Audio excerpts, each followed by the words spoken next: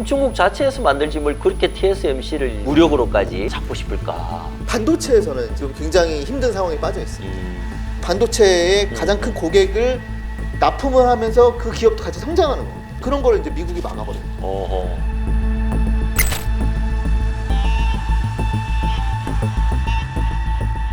중국의 어떤 네네. 그 제조업 2025라 그랬거든요. 제조 2025의 거대한 제조업, 특히 반도체에 대한 엄청난 투자들이 있었는데 엄청 수장을 했었죠. 왜 실패했을까 중국은? 예. 중국이 이제 제조 2025. 그러니까 중국이 결국에 자신들이 중진국의 선진국으로 올라가고 그리고 미국의 경제를 추월하기 위해서는 중국의 과거 고도 성장 시기에 저부가 가치 산업만으로는 이제 불가능하다. 그래서 고부가 가치 산업으로 산업을 이전해야 한다. 예. 예, 인건비도 감당 못하고. 우리가 옛날에는 예. 경공업에서 중화업으로 예, 맞습니다. 넘어가듯이 예, 첨단 이제 산업. 첨단 산업으로 이제 예. 가야 된다. 중국도 그거를 알고 있기 때문에 그런 배경에서 이제 고부가 가치 산업의 산업전을 위해서 제조 2025를 한 거고 그리고 성공한 사례가 많습니다. 2차 산업, 2차 전지 뭐 지금 전 세계 1위죠. 그리고 뭐 디스플레이, 뭐 LCD, OLED는 아직 한국이 어느 정도는 지금 주도권을 아직은 갖고 있지만 LCD는 다 뺏겼죠. 예. 전기차 지금 엄청 잘 나가지 않습니까? 중국 전기차. 그 외에 어떤 휴대폰 산업들, 여러 가지 가전 산업들 상당히 성과가 났는데 반도체에서는 이제 중국이 힘을 못 쓰고 네, 있는. 힘을 못 쓰고 지금 굉장히 힘든 상황에 빠져 있습니다. 이 반도체 산업이 왜 실패했는지만 갖고도 굉장히 깊게 들어가면 엄청 얘기가 많아지고 긴데 뭐 이제 압축적으로 말씀을 드리면 일단 반도체 산업 특징이 있고 일단 그다음에 시진핑 정권의 실책이 있고 어허. 네, 그다음에 이건 미국의 어떤 적시에 터진 제재 이 세 가지가 결합이 된 겁니다. 반도체 산업이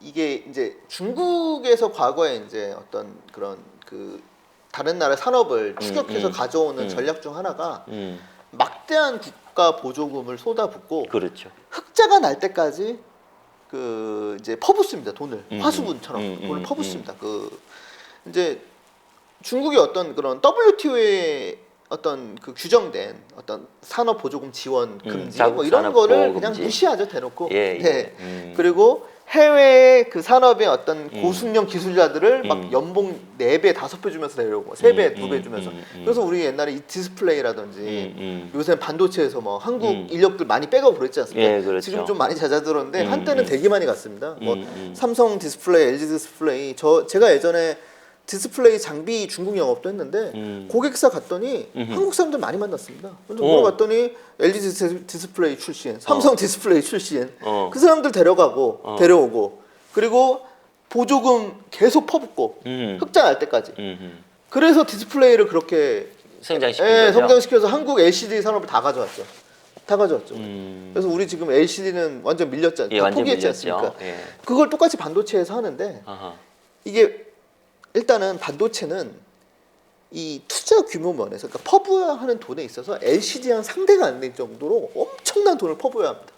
엄청난 돈을 퍼부어야 하고 그리고 그 감당해야 할 적자 규모가 그 디스플레이의 수십 배입니다. 왜냐면은 반도체 산업 자체는 거의 장치 산업이고 엄청난 설비 투자를 통해서 일시의 이윤을 뽑아가지고 일시의 이윤을 뽑아서 그 다음 또 장치 산업을 하면서 이렇게 돌려야 하는데 여기에 필요한 운영 자금이 중국이 그동안 산업을 키우는 데서 투자한 돈과 규모가 안 될 정도로 엄청난 큰 돈입니다. 엄청난 큰 돈이 들어가는데 그러다 보니 그 상황에서 이제 중국 입장에서는 이렇게 버텨야죠. 그 시간을 버텨야 하는데. 이게 이제 이 버텨야 하는 규모와 시간도 문제지만 이때 어떤 일이 발생하냐면 중국에서도 아까 말씀드린 이 시진핑이 명령을 내리면 무조건 따라야 하는 지방 정부가 옛날처럼 자율성을 못 누리고 아까 말씀드린 그 어떤 그 탈탄소처럼 심지어는 뭐 그 저기 뭐야 가동 시간을 중지할 정도로 신호등을 끌 정도로 시진핑이 시황제가 반도체 산업에 꽂혀 있고 반도체 산업을 굴기를 이제 목표를 정해놓고 예를 들어서 2020년에 뭐 기존의 자국 반도체 어떤 그 자금률이 뭐 3%였으면 뭐 10%, 15%, 30%, 50% 시한을 정해놨습니다. 아예. 그게 좀 맞춰라 하니까 지방 정부들이 너도 나도 막 반도체 반도체를 몰빵을 키우는 했구나. 겁니다. 예. 몰빵을 하는데 몰빵을 하는 것도 좋은데 거기서 빠른 시일 내에 성과를 재촉하니까 너무 새는 돈이 많아지는 거예요. 아. 그러니까 사기도 많이 벌어지고. 음흠.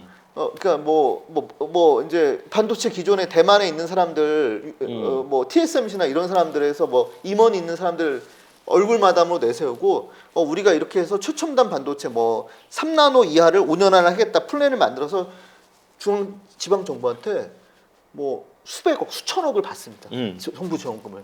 그래놓고서는 나중에 이제 뭐 받아놓고서는 한 1, 2년 후에 찾아갔더니 공장은 짓다만 건물만 있고 안에는 중고 반도체만 있고 사람들이 사라지고 아무도 없어요. 다 도망갔고 그 돈 들고 돈 들고 날른 거예요. 네. 그런 식의 굉장히 뭐라고 해야 하나 그 관리가 안 된 거죠.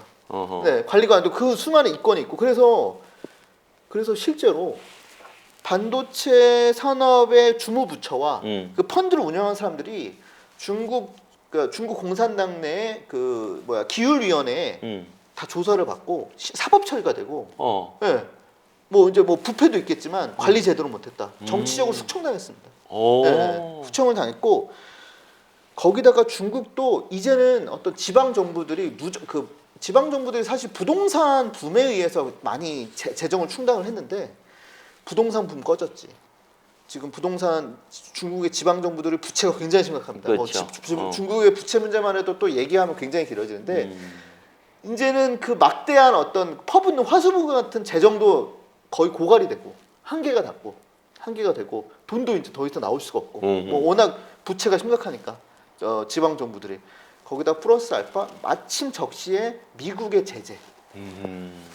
미국의 향후에 있어서 가장 그 최첨단 반도체를 생산하고 설계하는 데 필요한 프로그램, 소프트웨어 이걸 사실 미국이 다 장악하고 그렇죠. 있습니다. 소프트웨어 그리고 핵심 설비들 중국에 대한 수출을 원천 봉쇄했습니다. 그러니까 중국은 그나마 돈도 부족해지는데 그나마 살 수 있는 소프트웨어와 설비로는 그렇죠. 이미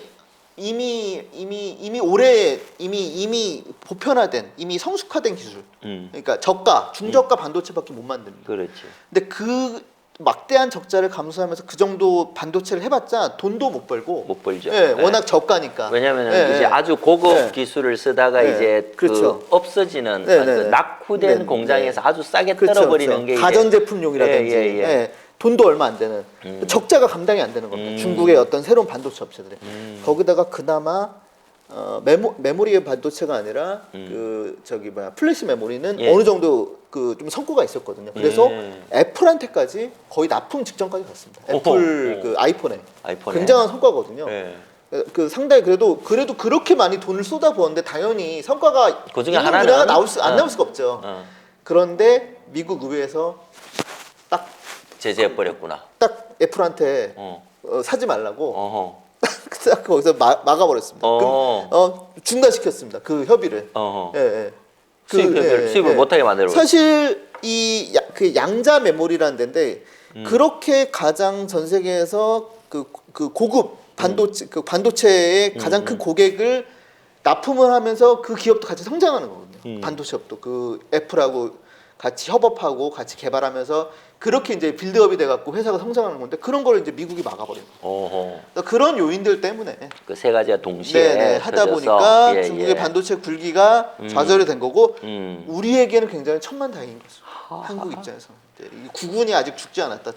그렇게 생각하시는 정도. 많은 우리가 위기가 있었지만 이렇게 이렇게 신냉전 자체는 전 세계 평화의 관점에서는 나쁜 거지만 우리 입장에서는 활로가 생겼다. 활로가 생겼다. 그런 것들이 없었으면 한국의 대부분의 산업들이 중국한테 이제 추월당하고 중국의 힘에 눌렸을 겁니다. 근데 구군이 있다. 예, 그렇죠. 왜냐면 미국이 이제 중국을 손봐줘야겠다.